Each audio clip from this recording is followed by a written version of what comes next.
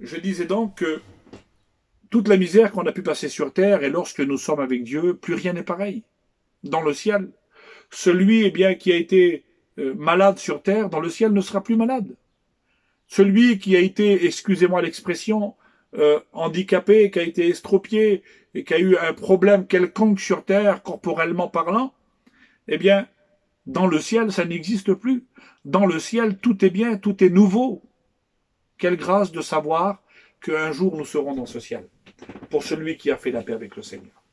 Là, nous voyons que Lazare, la Bible va dire, écoutez bien ce que la parole nous dit, il dit, il y a un grand abîme qui nous sépare, le riche est en train de supplier pour une goutte d'eau, et là nous voyons que toute sa richesse, tout ce qu'il a acquis, tout ce qu'il a possédé dans ces moments-là, eh bien, ça ne sert plus à rien. Et Lazare, la Bible va dire que Abraham répondit, il est ici consolé maintenant, parce qu'il a eu les maux, c'est-à-dire il a eu beaucoup de mal, il a eu beaucoup de problèmes, beaucoup de difficultés pendant sa vie, et maintenant il est ici consolé. Seigneur, quelle bonté. Quelle bonté de savoir que lorsque nous serons dans le ciel, nous serons consolés de toutes nos souffrances. C'est vrai que des fois, pour certains, la vie ne nous fait pas de cadeaux. Vous savez, nous, actuellement, on est en train de passer des situations difficiles.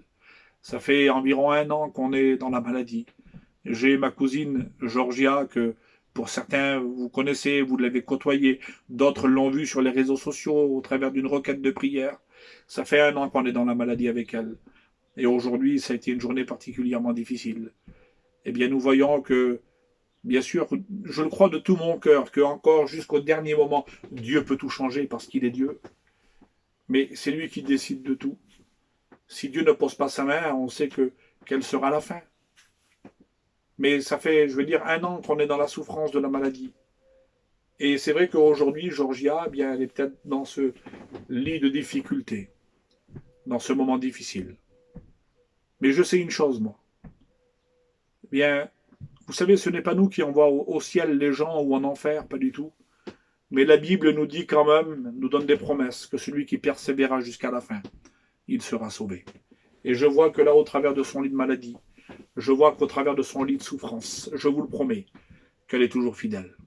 Elle prie Dieu. Avec le peu de force qu'elle a, par moments, elle chante des cantiques. Et puis, nous qui sommes à son côté, nous sommes bénis au travers d'elle. Oui, c'est vrai qu'elle a de la souffrance durant sa vie. Mais si elle vient fermer les yeux ici-bas sur la terre, nous savons qu'elle sera consolée pour l'éternité. Alors bien sûr, la séparation est toujours dure, la séparation est compliquée, parce que on aime nos personnes, vous comprenez bien, surtout quand c'est des personnes jeunes. Mais quelle beauté, l'espérance que Dieu met dans un cœur. Là ici, nous voyons que Lazare, la Bible va nous dire, il est consolé. Consolé parce qu'il a eu beaucoup de misère pendant sa vie. Mais j'aimerais dire une chose, frères, sœurs et amis qui regardaient cette vidéo. Vous savez, Lazare n'a pas été sauvé parce qu'il était pauvre. Et le riche n'a pas été perdu. Oh, Dieu n'a pas dit, bien, oh, je vais plutôt sauver le pauvre, et le riche, tant pis, il a eu plein de bonheur, lui, eh bien, il a qu'à aller en enfer, et puis je vais prendre le pauvre. Ça, c'est la pensée des hommes. Les hommes réagiraient comme ça. Puis nous, on va privilégier plus quelqu'un qui a besoin que celui qui n'a pas besoin. C'est humainement parlant, c'est comme ça. Mais Dieu ne marche pas comme nous. Dieu n'entend pas comme nous. C'est celui qui a véritablement accepté le Seigneur dans son cœur, qu'il soit riche ou qu'il soit pauvre. Celui qui a fait la véritable paix avec Dieu, qui a fait l'expérience de la nouvelle naissance, eh bien, il sera sauvé. Vous savez, il y a des personnes qui sont riches, qui ont tout ce qu'il faut sur terre, et que c'est des chrétiens, et puis si le Seigneur revient, ou s'il vient à fermer les yeux sur terre, eh bien, ils partent auprès de Dieu. Et merci à Dieu pour cette belle espérance-là. Et il y a des malheureux, il y a des pauvres, je m'excuse de l'expression, je ne juge pas, mais je parle selon ce que la parole de Dieu nous dit. Il y a des pauvres qui sont perdus aussi, parce qu'ils n'ont pas accepté Jésus. Cet homme riche, nous voyons, nous comprenons à la fin qu'il va dire, eh bien, qu'est-ce que c'est qu'il va le perdre? C'est pas qu'il avait plein de richesses. Oh, peut-être que ça y a contribué parce que sa vie était peut-être bien constamment à la réussite, à la richesse, elle est dans sa voie. La Bible ne donne pas plus de précision que cela. Mais ce qui va véritablement, réellement perdre cet homme-là, c'est que on le voit à la fin, lorsqu'il discute avec Abraham, lorsqu'il dit Père Abraham, eh bien, dans la maison de mon père, il me reste 5 frères. Envoie Lazare qui leur atteste ces choses. Parce que je voudrais pas qu'ils viennent aussi dans ce lieu. Parce que le lieu, il doit être tellement horrible. Le lieu de souffrance doit être tellement bien douloureux, tellement compliqué, tellement le remords dur. Eh bien, qu'il va dire, envoie Lazare dans la maison de mon père parce qu'il me reste encore 5 frères. Je ne veux pas qu'ils viennent ici dans ce lieu. Pourtant, lorsqu'on a mal, lorsqu'on souffre, lorsqu'on est dans la difficulté, on aime que les nôtres soient auprès de nous. Vous êtes d'accord avec moi? On aime que nos frères, on aime que nos parents, on aime que nos enfants soient là avec nous quand on est dans la douleur, dans la souffrance. On aime être soutenu. Mais là, c'est une souffrance tellement horrible, c'est une douleur tellement horrible, et en plus que c'est pour l'éternité, cet homme-là, dans sa conscience, il est conscient de sa douleur, il est conscient que l'éternité va la passer loin de Dieu, alors il va dire, je t'en prie d'envoyer Lazare, parce que je ne veux pas que mes frères viennent aussi dans ce lieu avec moi. Sa souffrance, pour l'éternité, il préfère la passer tout seul, parce qu'il aime sa famille, et il doit se dire, si j'avais su, j'aurais fait. Mais là, c'est trop tard. C'est trop tard. Vous savez, une fois que c'est fini, c'est trop tard. Et là, il dit, non, Père Abraham. Parce que Abraham lui dit, ils ont Moïse et les prophètes qui les écoutent. Et lui, il dit, non, Père Abraham.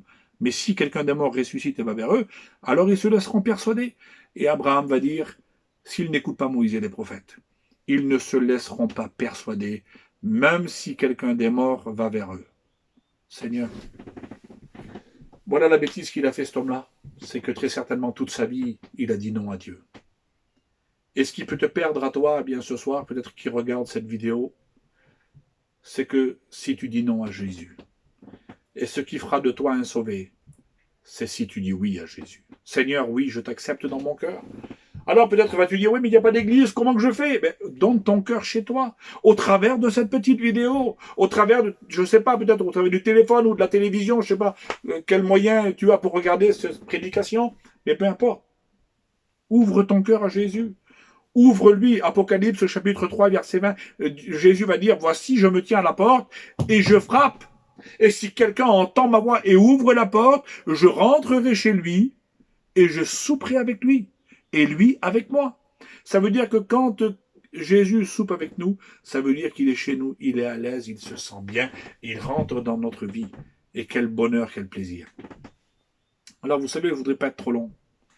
Parce que ce que je veux, c'est que vous soyez captés sur la parole du Seigneur. Il y a véritablement 2 endroits où passer l'éternité. Et dans ce moment difficile de confinement, bien, prends position. Rends-toi compte que, oh, ce n'est pas l'enfer encore. Croyez-moi que ce n'est pas l'enfer. C'est compliqué, c'est dur, c'est peut-être douloureux pour certains parce qu'on ne peut pas voir nos familles.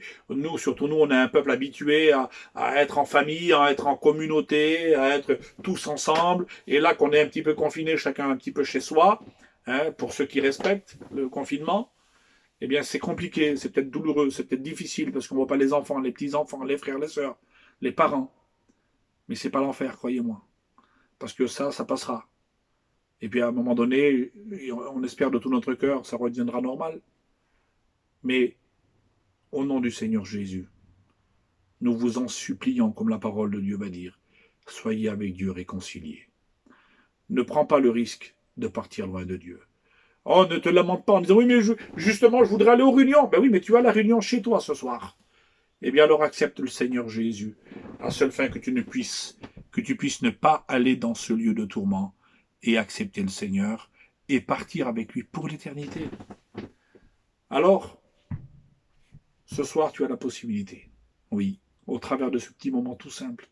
Il n'y a pas d'extravagance. Vous voyez, je suis dans une petite caravane. Alors, je pense que vous avez compris, je ne suis pas dans un chalet. Je suis dans une petite caravane de cuisine que j'ai aménagée en cuisine. C'est tout simple, il n'y a rien. Il n'y a pas on n'est pas dans une grande cathédrale et toi, tu es chez toi. Je ne sais pas où tu es. Dans la simplicité, tu es tout seul, peut-être avec ta famille, et tu regardes la parole de Dieu. Tu écoutes sa parole. Eh bien, la Bible va dire aujourd'hui, si vous entendez ma voix, n'endurcissez pas votre cœur. Cessez d'être endurci, mais ouvrez votre cœur à Jésus-Christ ce soir.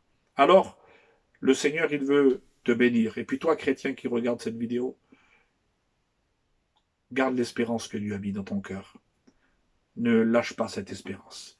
Parce qu'il n'y a rien de plus beau, il n'y a rien de meilleur que l'espérance que Dieu a mis dans un cœur. Ce soir, Jésus, eh bien, il veut que tu sois, heureux. Il veut que tu sois sauvé.